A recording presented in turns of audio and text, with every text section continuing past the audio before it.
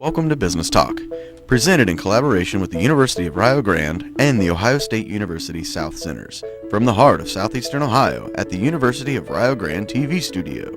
Our goals are simple: promote the University of Rio Grande and the Ohio State University South Centers, as well as advocate local small business and their support organizations.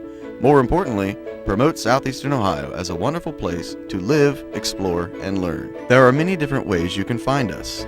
The University of Rio Grande Cable Access Channel 17, live online at blogtalkradio.com, and on YouTube if you are unable to catch our show live. Introducing our co-hosts, Jason Winters, Mike Thompson, Patrick Dengel.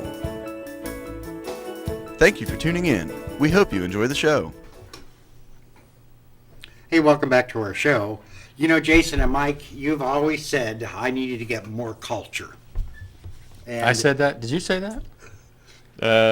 Yeah. Okay. and in that particular culture comes art, correct? Well, that Am is I the not- nature of all That culture. is a culture. There you go. There you go. And it's fortunate for us that we have on our featured speaker, Charles Maxam. Charles is a director and resident artist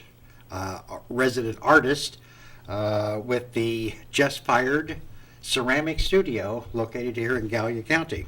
And we were fortunate enough to ask Chuck to come on our show and talk a little bit about a variety of different things in regards to art, culture, ceramic, different things. Now, we do just need to clarify that he was not just fired. Just Fired is just the name of his studio, correct? You know, yes. No.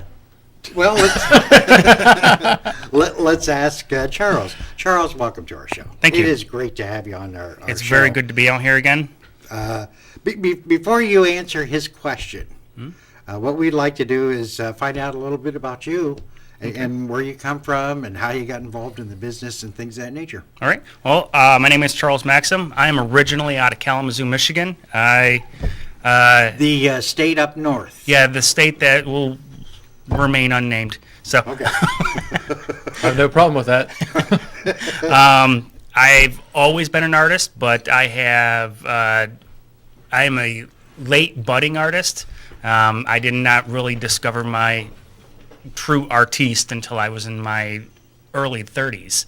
So I actually have always drawn, have always painted, but when I got into college in my 30s, I started taking art classes, fell in love with it. When I first started attending school, I was actually a psychology major. Absolutely loved my art courses, my instructors.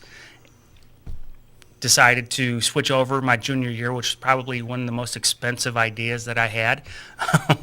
And Yeah, but look where you are now. yes, look where I am now. So you were a psychology major and an art major. Yes. So I have to ask, did Ghost have anything to do with your decision? Absolutely not. Okay. So, growing up, what kind of drawings did you like doing? I was more of the pencil, colored pencil, charcoal. Didn't really work a whole lot into the blending drawing arts. I mean, like flowers, landscapes, people. I don't know. I was whatever I could find. Still do love drawing flowers. That's probably my favorite thing. But as for landscapes, I was never good at blending. That's why I Sort of a free-flowing, creative kind right. of I artist. am what I would consider an impressionistic drawer more than a realistic drawer. Now, So what is the difference between impressionistic, Impressionistic? yes, that word, and realistic? realistic is where the French have a word for it. It's called trompe-l'oeil. It's where it actually means to fool the eye, where it looks like you could actually reach onto the picture and grab it, or Sort of like Norman Rockwell type of thing. yes, yeah, like that. The impressionistic is where it's more loosely based on shape. The artwork is actually more of an emotional expression more than a realistic expression. I see. So- I see. I always like to point at Kandinsky. Yeah, he That is to me art, what a visual representation of music would be. Yeah, my favorite artist in that realm would have to have been Picasso. I absolutely love Picasso. A lot of people find him as a hack, or that he was not really He couldn't an draw artist. the real thing, so he just has to make Right, girls but in the actually squares. he was an amazing artist. He actually started out as a prodigy in realistic drawings, and he developed this art form of cubism with George. What is his last name? O'Keefe. No, not Georgia, not Georgia O'Keeffe. No, but he developed a cubism with his roommate, and he said it took him 40 years to learn how to draw like a child, because that's what cubism is. Cubism is actually taking a piece, turning it multiple times in different directions, and drawing it in each phase of. So like if we would put Pat's face on a Rubik's Cube and mess it up. Yes. And Yes. Or you would draw it from the front, then you would draw an aspect of it from the side, an aspect from, at an angle. So, it just has all these different angles. That's why Picasso's eyes were never lined up, never the same size. The nose was sticking out the side of the head. It's because he actually turned his models in multiple different settings in one piece. So my theory that he needed glasses doesn't hold water. No, it doesn't hold water. No. No. But ceramics, they do hold water. So how did Depends we on how you make them. how did we transition into ceramics from drawing? I found my voice in the ceramics. Was not that good of a two-dimensional artist. I was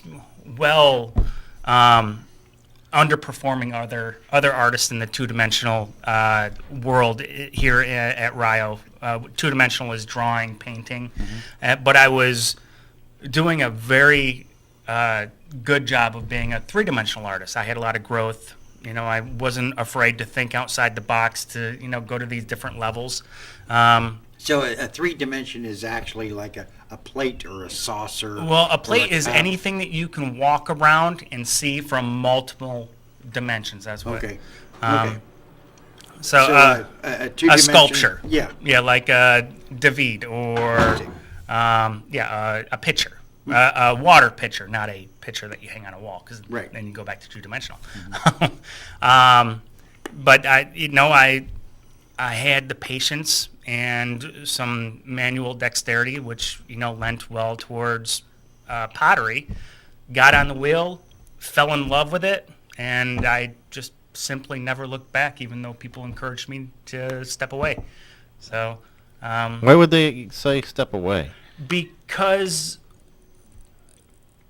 the wheel is only one aspect of ceramics. You've got your slab building, your hand building, your pinch pot, your two-dimensional relief. There's just so many different aspects of. Or would they tell you that because?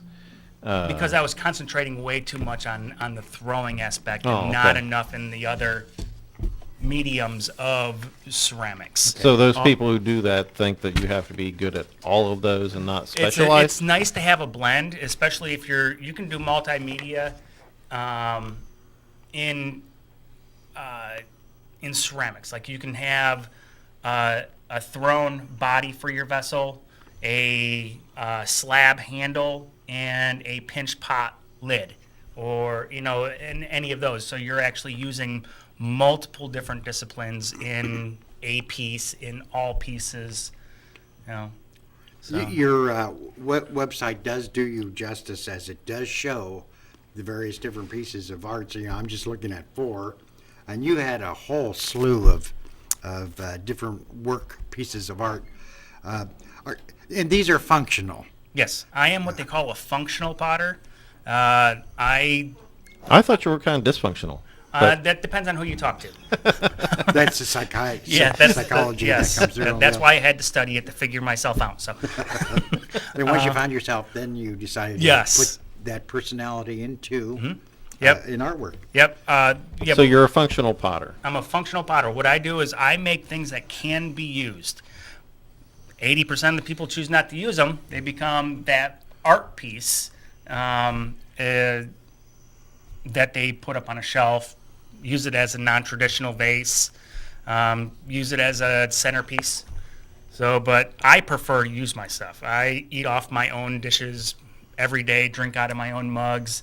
It's just that there's an energy with it, knowing that, you know, that was handmade, the time, understanding the effort that went into it. I've got different artists' work at my house, whether it be, you know, paintings, drawings, but I love eating off from So do you feel handmade more? ceramic pieces. Do you feel more inclined to throw these dishes than you would? I have to throw them against the wall. Yeah, just break no, 'em. because usually my pieces will actually dent the wall or won't break because they're kind of hefty. So So a question that I have. Let's just suppose I come to your studio and I decide I want to make 4 cups. okay. And so I would use the pottery wheel. Now, are you saying that you want them made or you want to make them? In your studio, you also have the capacity to teach. To teach, too. yes, I do.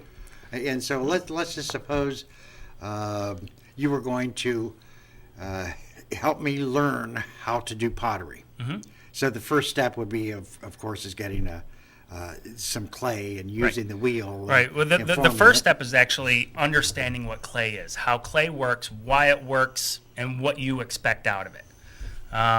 You know, that clay is more than dirt. You know, there's a whole dynamic to it that's just completely misunderstood or just simply not understood at all. Now, are No. you More using in- Gallia County red clay? No. There's way too many impurities in it. It would smoke us all out of the building. So Yeah. where do you get your clay from? I get my clay out of Columbus. It's called Columbus clay, and it is actually the clay that I get is actually out of Pittsburgh.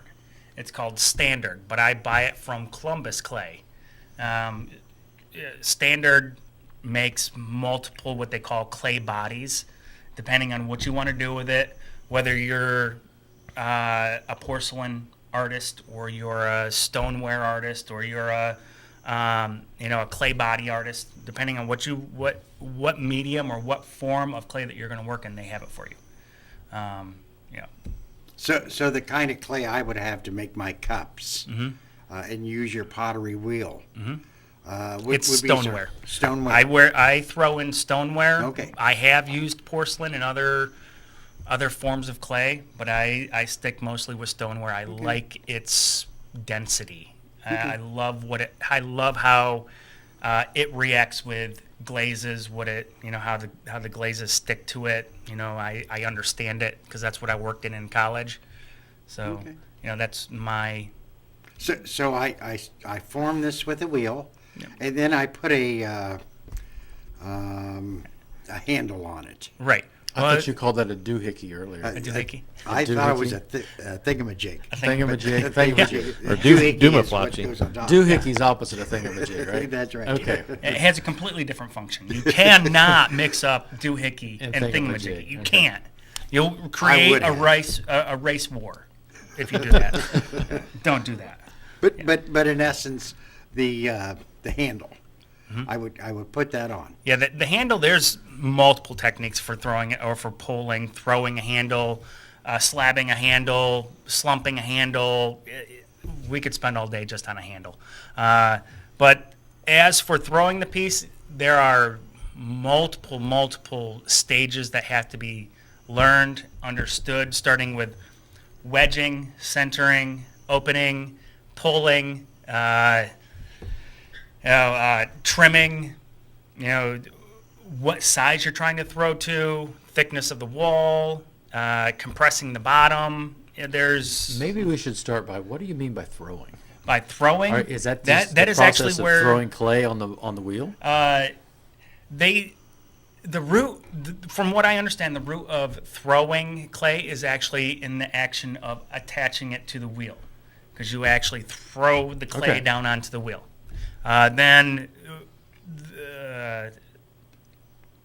the term throwing has now been adopted into actually creating the piece. Oh, So your it's that the initial cylinder, creation. this I see. wheel is spinning, and you're pulling the clay upwards or out, depending on what kind of a vessel and what its purpose is, or what shape you're intending, or what wheel or what shape the wheel is going to intend. I Because see. you're throwing three different energies into the same piece. You've got energy of pulling up, the energy of spinning, and the energy of compressing. Because you got to be squeezing this piece to pull that clay up. You got two energies working here, and you got another energy that's trying to destroy it. Because that's what spinning does. Spinning wants to throw things out. Yeah, very good. So you can use all three energies at the same time. Some of the time it'll work against you, but that's what getting in there and doing it teaches you: how much pressure, how fast to pull up, how much speed to use. As you get higher, speed needs to get lower. When you're centering, speed needs to be higher. You always heard that when you get high, you go to lower speed. Yeah, and it's the same way with ceramics too. Yeah, we won't go there though, but So that's an artist. I would that's- like to, And that is a whole other term of getting fired up. yeah, and But get we won't baked or go there. whatever. But let's do switch gears a little bit. Let's talk about the business. Business? How did you open up your business? Where are you located? What exactly do you do? Share that. I am located on Court Street, right next to Nibble Cafe in the Lafayette Square. Okay. It's a beautiful setting. I love where I am. I'm adjacent to the city park. So you're sort of in that downtown revitalization Yes. program. Absolutely. area. Yeah. That's why I wanted to be down there. I wanted to be an active part of revitalizing downtown, rebuilding, or not rebuilding, redeveloping a new culture for downtown. Unfortunately, our downtown is not as vibrant as it once was, and I would like to see it return to that, whether it be in the same aspect or it be in a different format with different businesses, different business mindset. So tell us a little bit about your location. Is it also a studio as well as a sales I store? am a fully functioning ceramic studio and a gallery. So I have my work displayed. I also have other artists' work displayed. I have Brad Painter in there. I have Jerry Enrico, who's an amazing drawer and painter. Patrick. He's Patrick, you're in there? Great, yeah. Yeah, Great me- name. Great name. Yeah, I think he took the name for you. Yeah. Probably an impressionist. I have multiple artists who have graduated from University of Rio Grande. Kia Wright, Ashton Saunders. I have a lot of their work displayed. Plus, you can come in, see a piece on the wall or see a piece on my shelves. Say, I would like a piece in that, but I would like it glazed differently. I'd like it larger, like it smaller, larger set. Like 100 of them. Yeah, like 100 of them. I would love for somebody to come in and say, I'd like 100 of those. That'd be. So you have a kiln down there also. Yes, I have my own kiln that I use for bisking and high firing. All of my ware is functional, which means it's food safe, non-toxic, lead-free, dishwasher safe, generally human safe. Well, that was the question that I was wanting to find out. Once we've created this piece of pottery and we put it into the kiln, what do we do to glaze, or what would be the step coatings. in Right, glazing? The glazing process is, first it has to go through bisque. Bisque means that you're actually taking all the moisture out and you're actually slightly melting this piece together. It's what terracotta is. Terracotta is a bisque form of clay. It's a red art clay that will absorb water. So if you were to actually take a terracotta pot and pour water into it and plug up the hole in the bottom, if it has a hole, you'll actually see that it weeps. It allows some of that moisture out. The reason why you want it at bisque when you glaze is because you actually want that glaze to become absorbed into I see. the clay slightly, into the body slightly, so that when it does heat up to high temperature, the clay doesn't, or the glaze doesn't just slip right off from it or fall So off. the glazing is sort of a waterproofing process. Yes. Well, when you take it up to high fire, bisquing is 1860 degrees. That's where you want to take it up for a cone 6 bisqueware, or a cone 06 bisqueware. Then for high firing, you need to take it up to 2360 degrees. What that actually does is when it reaches that temperature, it actually seals all of those pores shut. So it's no longer like a sponge. Now it's actually been turned to a glass form. So it's Wow. it at that point it becomes food safe. It becomes food safe because it will not absorb anything. The glaze, if it has lead in it, it's maybe questionable. All of my glazes are non-toxic, lead-free, but you can still make lead glazes out there. Now I have heard that if you crack or if you chip a piece of a pottery, that you can no longer use it. That is true because you've just opened up a fissure for whatever you're pouring into your coffee mug, whether it be creamer or milk. You know, any kind of a bacteria can actually still get into that crack and grow. It's not because of the firing or exposing that internal clay or that internal body. That It's goes for because any there's- piece of probably. Yes. Uh, You know, it has very Food little cup to or do whatever. with It's my the favorite piece cup. itself. I don't want to throw away my favorite I cup. know, I know what you We're mean. kind of attached to our favorite cup. I know. I'm having that issue now. I cracked a handle. It's bothering me. Well, the handle doesn't. I've seen very few people actually put the handle in their mouth. If you have the handle in your Well, mouth, you know, you're it's using still it a little bit. wrong. It's his favorite cup. It's my favorite. You lick it clean. Speaking of doing interesting behavior kinds of things, one of the things that you're very actively involved in is therapy, and one of those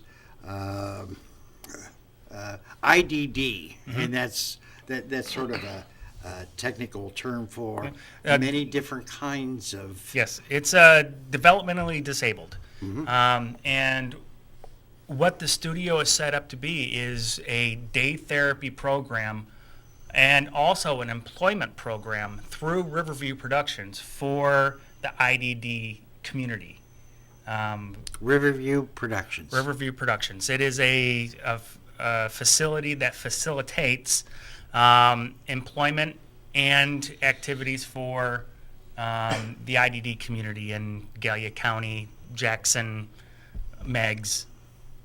They work with the clients of the DD community, Okay. developmentally disabled. And so, in that therapy program, what's so special about clay with therapy? It is one of the few art forms where you are using dexterity, hand-eye coordination in the process of actually performing it. You have some of the same things with drawing, but it's only a two-dimensional thing. With the clay, if you're going to make a sculpture or you're going to make a mug, it deals more in that present state. Right now, how am I going to affix this? How am I going to create this bowl-like shape?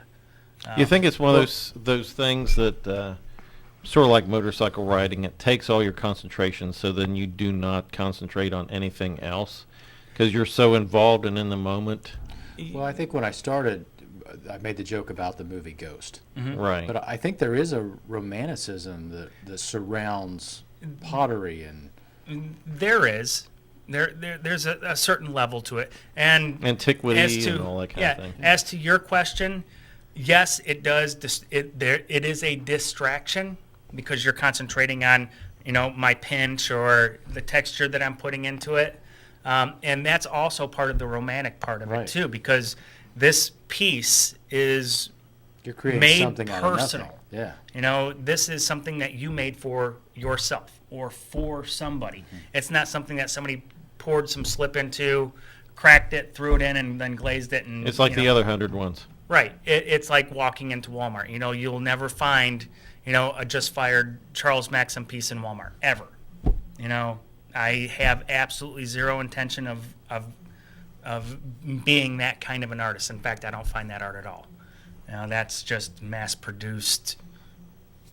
It's Stuff. mass produced items of that represent a creative piece of work. But you wouldn't have a problem taking an order for 1,000 of them. Oh, absolutely not. No, but each individual piece is going to be different. Even if I have it on the same format, the same style of mug, there are going to be small nuances that are going to make Sure. that piece an individual piece where you could take number 50 and compare it to number 300 and they're going to have basically the same shape, but there's going to be something in there that's different.